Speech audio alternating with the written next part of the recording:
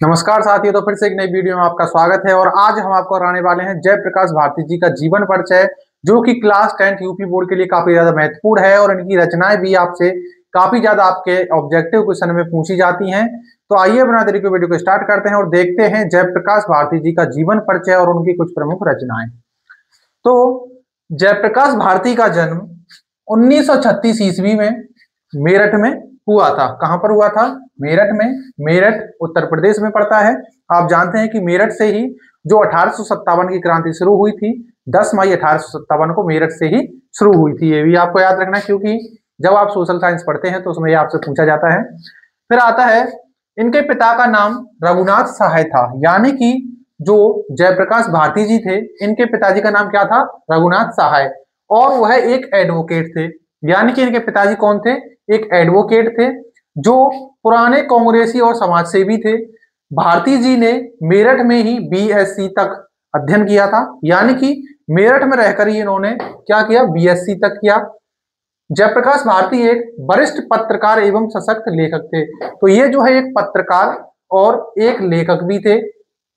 इन्होंने हिंदी साहित्य विद्या में वैज्ञानिक विषयों पर निबंध लिखना प्रारंभ किया था। साहित्य सेवा के साथ साथ भारती जी ने समाज सेवा में भी अपना अमूल्य योगदान दिया था।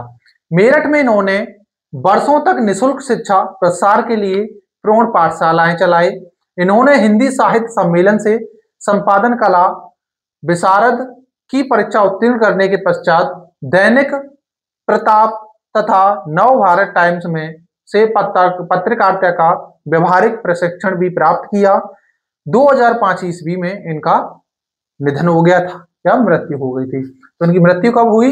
2005 ईस्वी में। और इन्होंने जो है नव भारत टाइम्स और दैनिक पत्रिका में, ये जो है दैनिक प्रताप लिख गया है लेकिन इसमें है दैनिक पत्रिका, यानी कि दैनिक पत्रिका एवं नव भारत टाइम्स से पत्रकारिता का व्यवहारिकता शिक्षण प्राप्त भी किया था।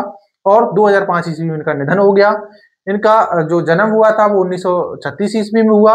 पिताजी का नाम था रघुनाथ सहाय। इनका जन्म कहाँ पर हुआ था? मेरठ में हुआ था, जो कि उत्तर प्रदेश में पड़ता है। इनके पिताजी एक एडवोकेट थे और इन्होंने मेरठ में रहकर ही बीएससी तक परीक्षा पास की थी, यानी कि इन्होंने जो है बीएससी वहीं से किया। फिर इन्होंने जो है एक पत्रकार भी थे और लेखक भी थे, और इन्होंने हिंदी साहित्य विद्या में वैज्ञानिक विषयों पर निबंध भी लिखा था। फिर आता है, साहित्य सेवा के साथ साथ इन्होंने समाज सेवा में भी अपना अमूल्य योगदान दिया। और मेरठ में इन्होंने वर्षों तक, यानी कई वर्षों तक निःशुल्क शिक्षा प्रसार के लिए प्रौढ़ पाठशालाएं भी चलाई थी, यानी कि इन्होंने जो है बिना किसी पैसे की शिक्षा आगे बढ़ाने के लिए इन्होंने जो है कई सारी पाठशालाएं भी चलाई।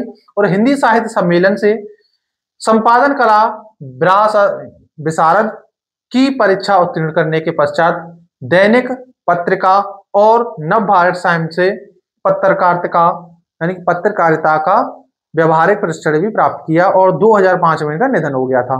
फिर इनकी प्रमुख रचनाओं में आती हैं हिमाचल की पुकार, अनंत आकाश, विज्ञान की विभूतियां, देश हमारा देश, चलो चांद पर चलें, भारत का संविधान, दुनिया रंग बिरंगी, लोकमान्य तिलक, बर्फ की गुड़िया। तो इनमें से सबसे ज्यादा पूछी जाने वाली रचनाएं हैं लोकमान्य तिलक, बर्फ की गुड़िया, चलो चांद पर चलें और भारत का संविधान।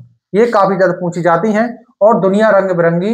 तो ये सभी रचनाएं आपको इनकी याद रखनी है, क्योंकि ये सभी आपसे ऑब्जेक्टिव क्वेश्चन में पूछी जाती हैं। तो इनका जीवन परिचय यही समाप्त होता है। उम्मीद है आपको अच्छे से समझ में आया होगा। और समझ में आया हो तो प्लीज वीडियो को लाइक कर देना। आप इस चैनल पर नए हो तो चैनल को जरूर सब्सक्राइब कर लेना। मिलते हैं अगली वीडियो में, तब तक के लिए जय हिंद, वंदे मातरम।